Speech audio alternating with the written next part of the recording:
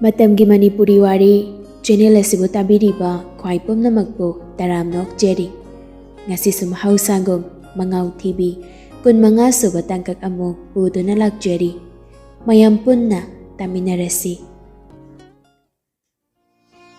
chagi sing toklaba matung leiriba mayamdo wari ngahak amuk tawi ahal oiraba singduga jinglei hoigaso sakhang maikhang naduna wari kaya sanaraba tung lagliba singdo mayumda amok hannaba sem sarei sumangi machi amada leptuna marup aniduna wari saribadu ubada jinglei su satjang silai yaijit pu kawraduna jiraitang yaijit so wari sarambadu leplaga jinglei deng lai jinglei su changsilakduna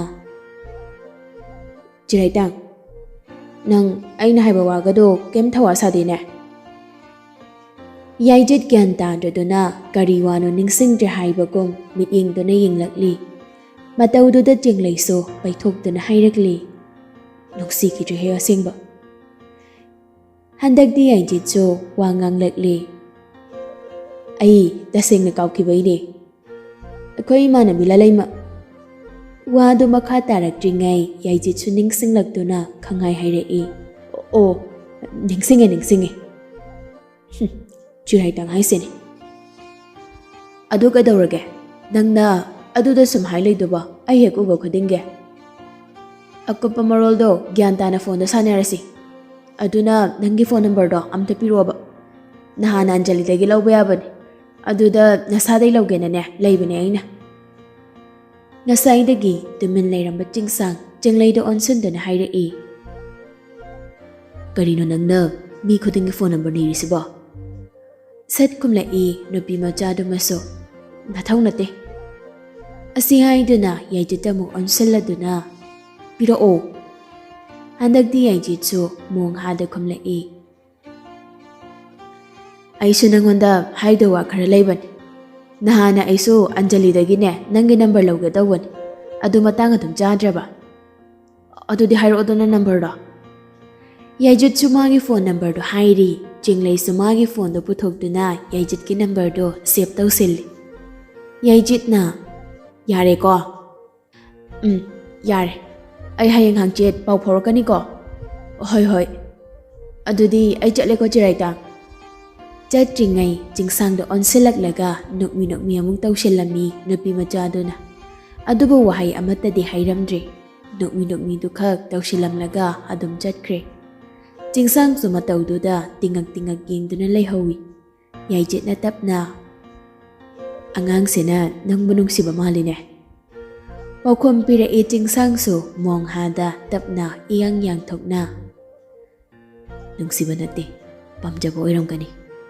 angang gi hongnabi wakhale pangamdabai amaure pam tawboda adoiramni adudi mande da maongse Jingsang ningsasor asangba muhondoraklaga tapna hairei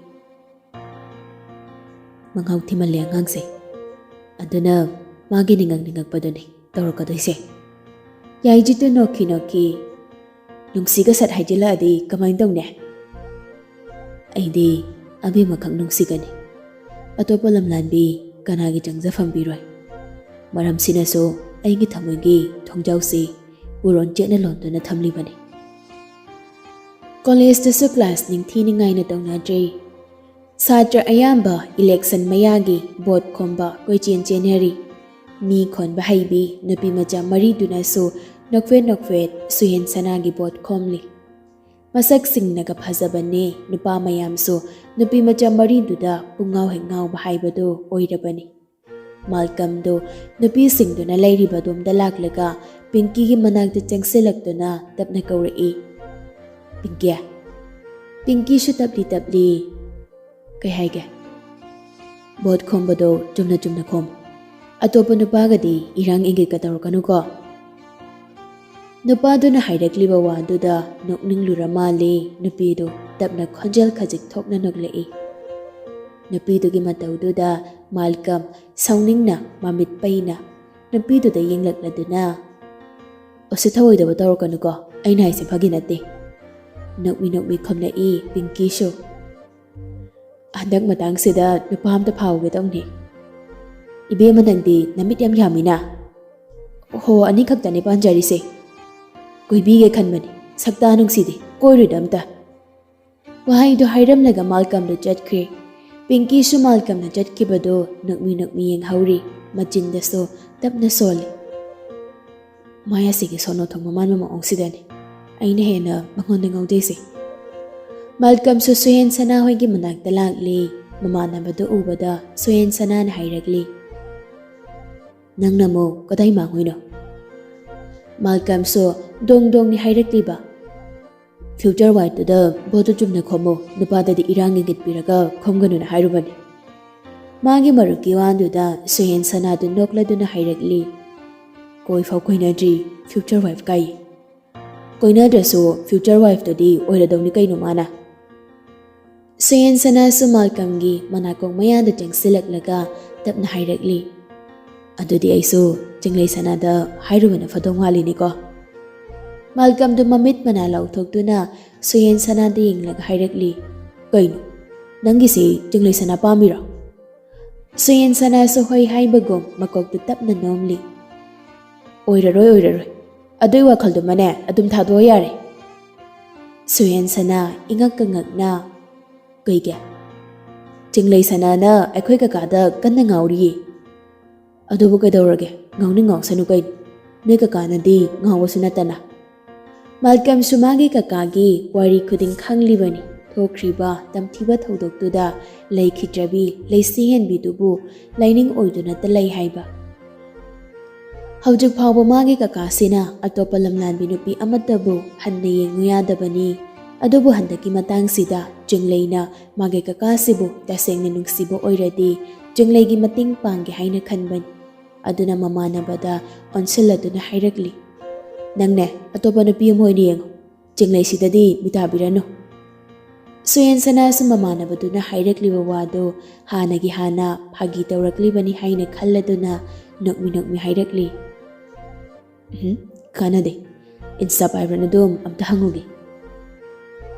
Tanjaduda nupi singdosu makhoi manakta lakli Malcolm sumagi kakagi buafamdo nakan amada thamkharga maruptuda onsindana hairagli. Laido hanghauro. Yenga Suhen Sana su nokmi lakliba nupi singdoda. Jinglei hoi kangusu moigi manakta jangsilai. Angelina kaidawre soida pulap tasin leiramisina. Malcolm na kaisu tawdida somwari ngahak tawrambani. Suhen Sana na so nupisingdudo onsindona hairagli. Noi IGFB kayka loina use tawba natro. Lalay mana ngahan kay hangdraga ngasi kak hangliba. Bab sa mo irudabayni. Ado sizinaradi ikaw maming kamay hanggedo amta hayro. Insta da follow taw na si. Facebook da so friend hoy na si. Pinky na nangido in hayro akoy mayamgi sumhay layerdi kuiraniba. Malcolm na parekta magi oiba wa mungkang silai. Pinky bodi Insta kamay na hangi kangi. Ay nangan kay follow daw rin na tawidabani. Aduga Facebook so. Nauki among tawraga makataragli. Masak tiri ko tisiga profile loka sa thami bodi. Suhen Sana na mamanabado onsilado na. Yare he. Pinky na madine ay hek uba khudingi sumai dawradine chak jangde tumbaga sayade na haibani. Malcolm do dum nokladuna yam khanglamina nangde. Angelina mana yaliba begtuna Malcolm da tharaga hairagli.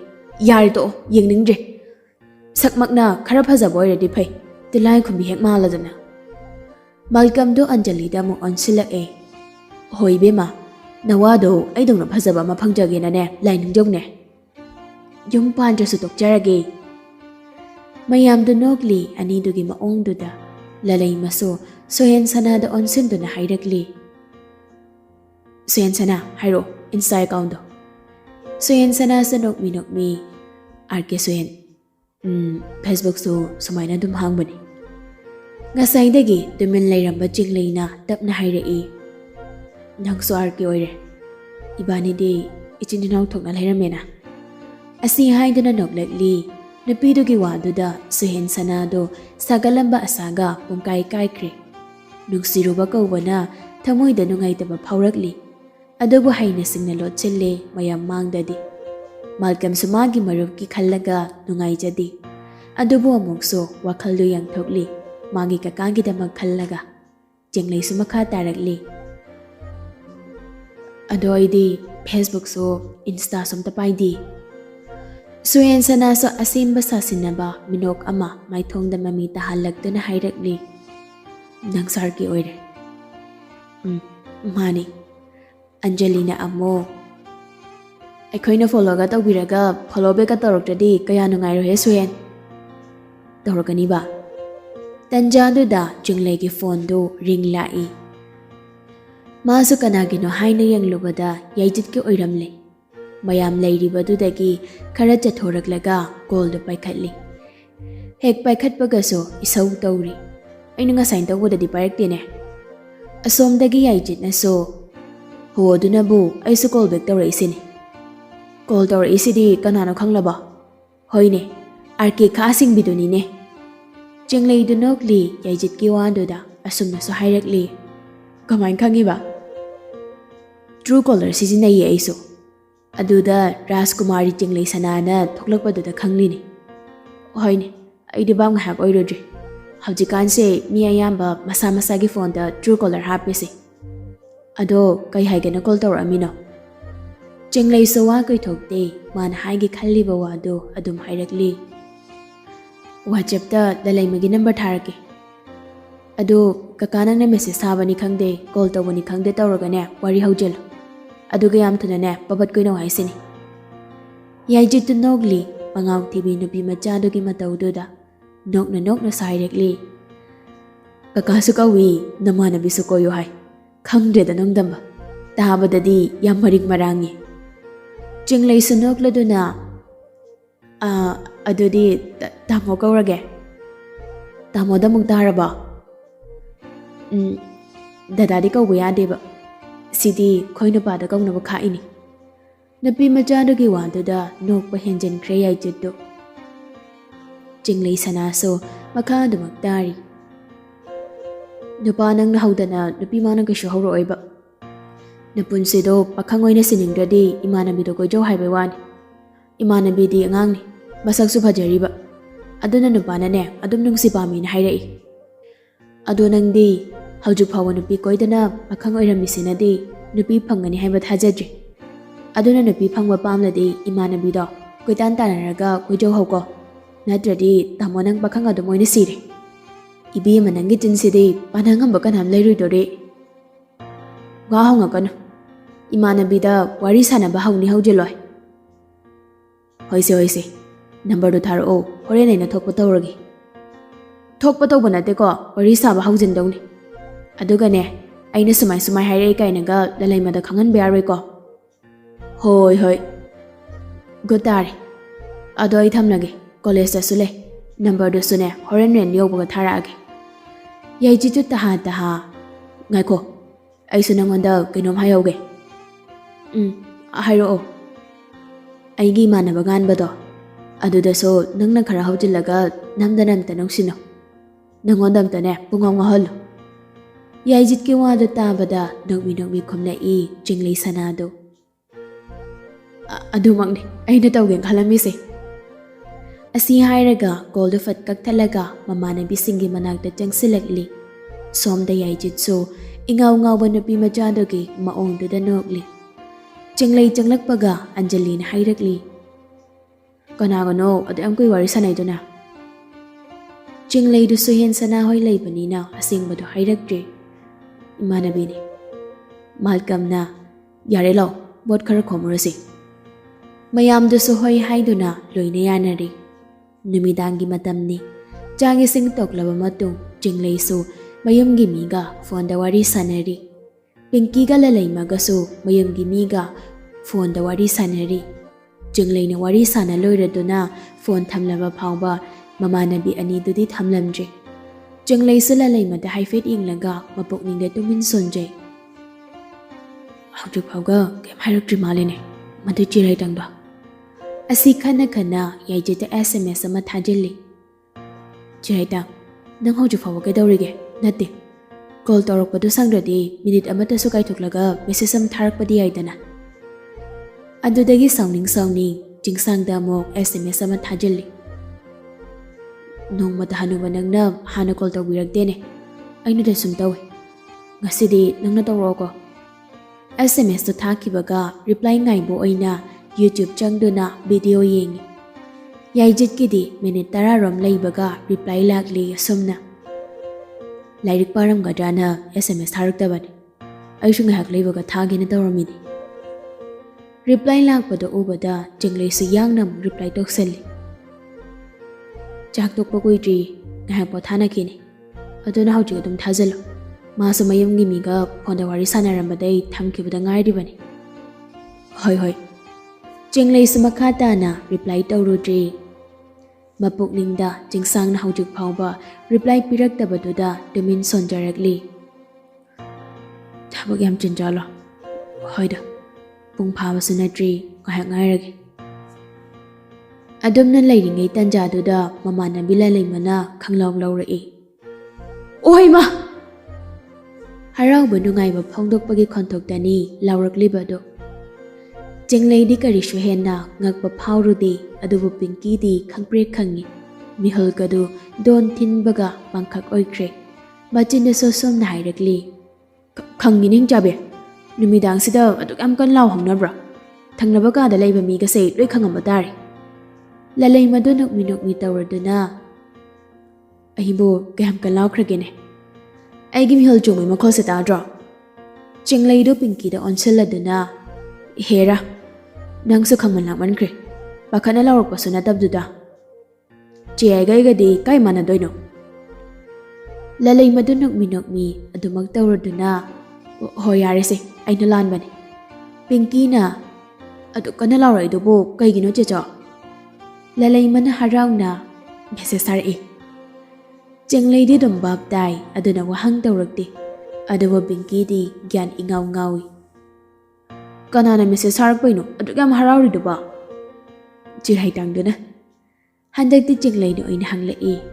Kai hain tharaino. Lalai ma aine Anjali gi kaka yaijitune sini. Pinky na madi kanadai nang number si lawriba. Hoine. Makonda hangsira. Hangjalo. Ani dogi wari duda Jinglei na jaiboy kay boy. Hey! Yare! Kaino khangde. Aduga hangurano ko. Nupadu na hana wari haurai do. Parabani. Aduda mo aduda na ne ko thaba haunade. Lalai mana. Adudi kai hai handoi ba. Dang hai ko. Lalai masu Jinglei na hai kibadumag tawribani. Mana message to reply hek tawkibaga yaijit ki message ama sulakselli. Chak jarba. Oh, jari kakadi. Lalai mana kaka hai basida oiri yaijit na khuidaw sawningba. Adubu reply di adum tawi ijam jamna. Jari. Lalai madu kari haiduino haifam khangde. Kari ensang jari haina hangbasu ikai. Yamna hangjaningba mankine haina khanjay. Adubu nupasi kadi wari saningli aduna ngahak khalli kari haisige haina. Mana adumna khallingai nupasi na muksu thajilakli. Kay mathel hauraba. Iron baga nga tawbaga hauri kakadi. Iron badu di manari. Aduga akoina bora oina tawri. O Lairik ngahak amok pathokjaro. Lalai masu ahan baga oibaga wari saning lambasu saning dabasa hoi haina paukum pikre. Yaijitsu hana nupi anganga loinarattabaga oibana ngasi lalai maga wari sanabasi ikoy. Aduna maso ijam jamna wari du sanabani. Matham moidadi lalai mabu nungsibagi mami taribani. Somda jingsangso Jinglei ki SMS tu di ui. Aduba magi wakalduna hena lumsana laude. Aduna SMS tu ki reply tawge khalude call su tawrude. Magi che chang khara yenglibadu adum makha tana yengduna lay. Jinglei su YouTube sum yengduna layrambani. Jingsangi reply ngai bo oina. Aduba lakmalaktrabadu dadi khuidawdo sauning lakli. Mapukningda sawningna murang ga soli. Aina sumanang sibagi kolga pakthokdawa ꯃꯦꯁꯦꯖꯀ ꯄꯛꯊꯥ ꯊꯥꯕꯁꯤꯗ ꯃꯁꯤꯒꯤ ꯍꯅꯨꯕꯁꯦ ꯅꯥꯎ ꯌꯥꯝ ꯆꯥꯎꯊꯣꯛꯇꯧꯔꯤꯗ ꯑꯩ ꯁꯨꯝꯇꯒ ꯇꯧꯔꯦ ꯃꯥꯅ ꯍꯥꯟꯅ ꯇꯧꯔꯛꯇ꯭ꯔꯤꯈꯩ ꯑꯗꯨꯗꯒꯤ ꯑꯃꯨꯛ ꯑꯁꯥꯎꯕꯗꯣ ꯐꯥꯊꯖꯔꯒ ꯋꯥꯈꯜꯗ ꯈꯜꯂꯛꯂꯤ ꯃꯁꯥꯒꯤ ꯁꯦꯟꯐꯝ ꯑꯃ ꯂꯩꯇ꯭ꯔꯕꯅꯤꯅ ꯊꯕꯛ ꯆꯤꯜꯂꯝꯕꯁꯨ ꯌꯥꯏꯗ ꯑꯃꯨꯛ ꯋꯥꯔꯧꯅ ꯃꯄꯨꯛꯅꯤꯡꯗ ꯁꯣꯜꯂꯛꯂꯤ